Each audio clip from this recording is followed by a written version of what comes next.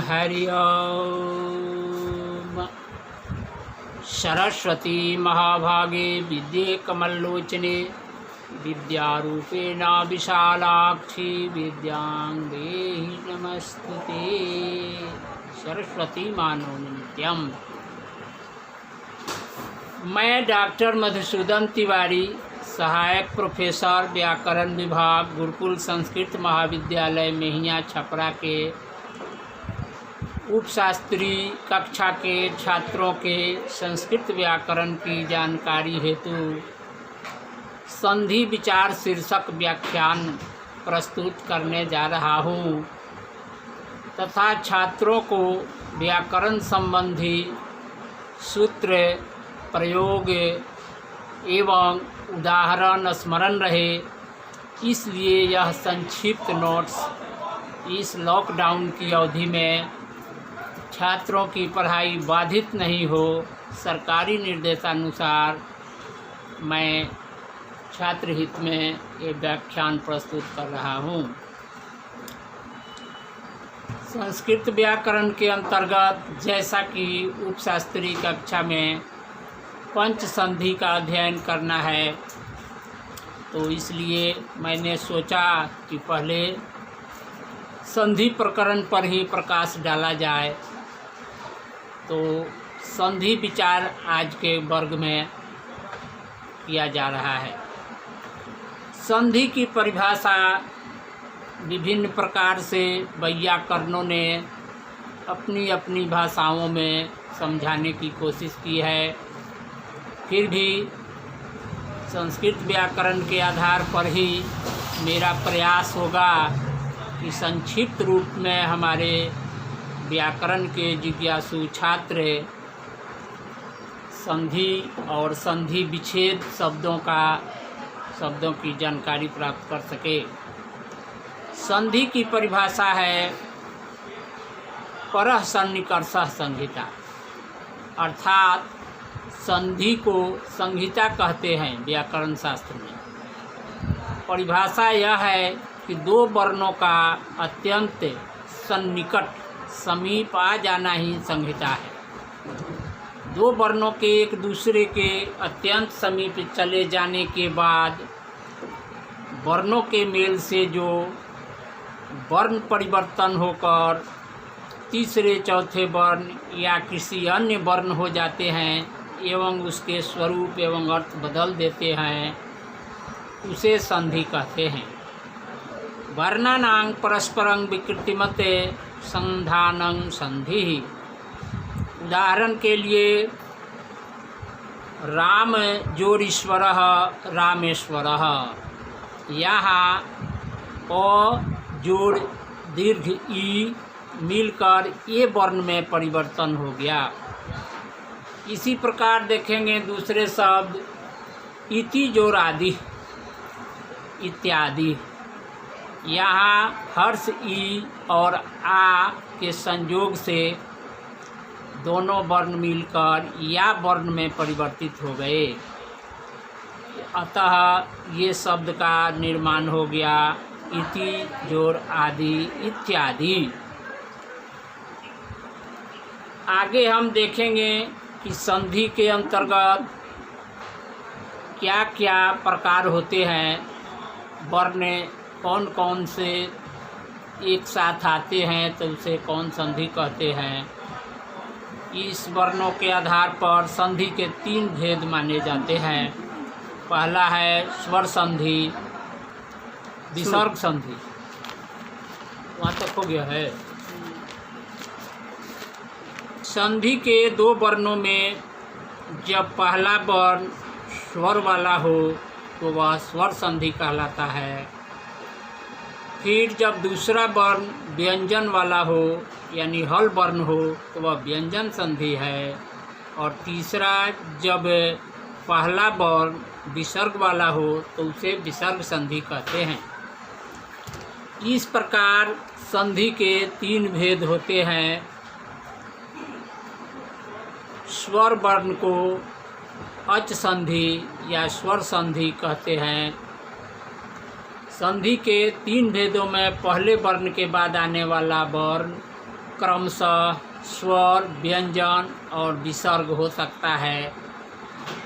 पहले वर्ण स्वर होने पर स्वर संधि कहलाता है। दूसरे वर्ण व्यंजन होने पर, पहला ही पद के वर्ण व्यंजन होने पर व्यंजन संधि कहलाता है, और यदि पहले पद में विसर्ग है तो विसर्ग संधि कहलाता है। उदाहरण के लिए यदि, जोरपि, यद्यपि, पहला वर्ण हर्ष ई स्वर वाला है, अतः ये स्वर संधि का उदाहरण है।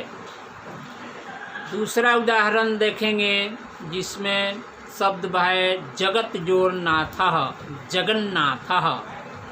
इसमें पहला वर्ण तो व्यंजन है, अतः यह व्यंजन संधि कहलाता है। तीसरे उदाहरण में देखेंगे कि मनः जो रथः, मनोरथः।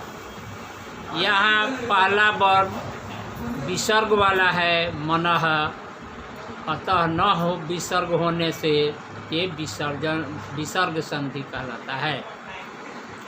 स्वर संधि के कुछ नियम है।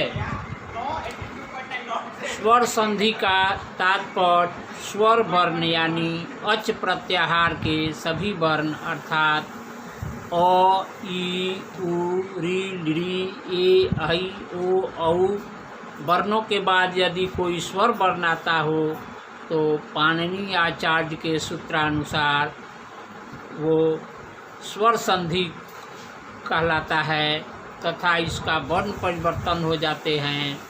परिवर्तित होकर आगे के सूत्र में इसका उदाहरण देखेंगे। आचार्य पाणिनि के अष्टाध्यायी के अनुसार सूत्र है इको यणचि, अर्थात ईक का यण होता है अच के परे रहने पर। कहने का तात्पर्य है कि यदि पहले पद में ई, उ, री, ली का क्रमशः य, व, र, ल हो जाता है, जब संधि के अंतर्गत ऐसे वर्ण आते हैं तो ऐसा परिवर्तन देखा जाता है। इसका उदाहरण है इति, जोरादि इत्यादि। ई का य में वर्ण परिवर्तन हो गया।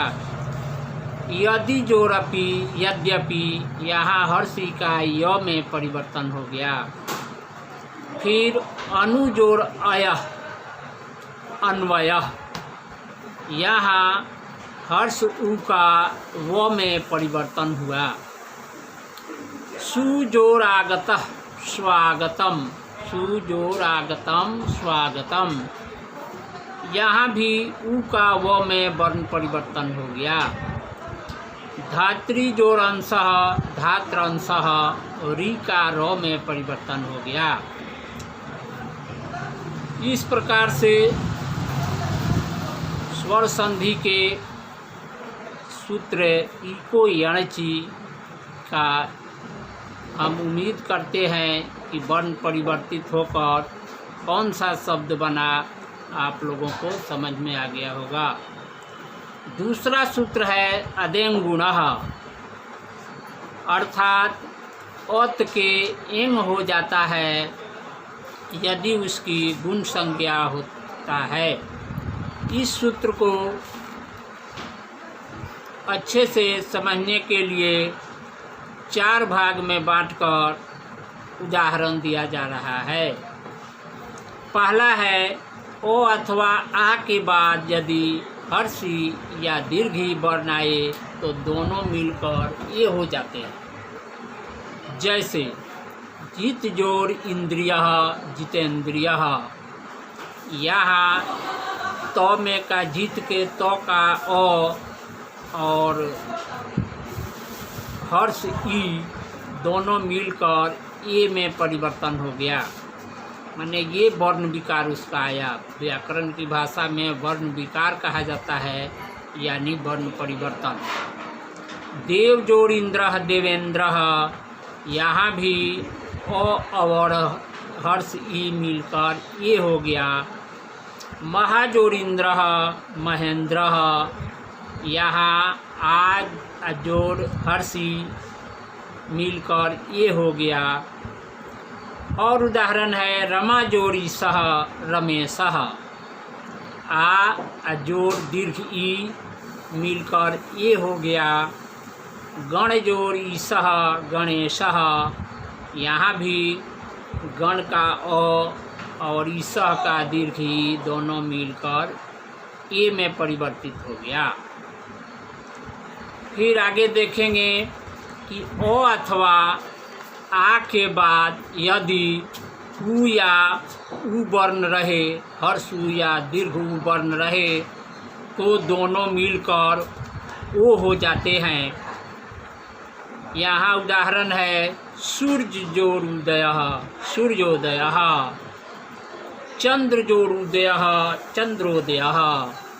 इसमें अ जोड़ हर्ष उ मिलकर ओ हो गया।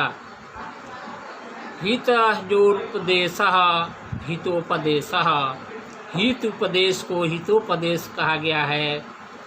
इसमें तो का अ और उपदेश का उ, अ जोड़ उ मिलकर ओ हो गया। हित उपदेशः हितोपदेशः। महाजोड़ उदयः महोदयः, यहाँ भी हम देखेंगे कि आ जोड़ उ मिलकर ओ हो गया।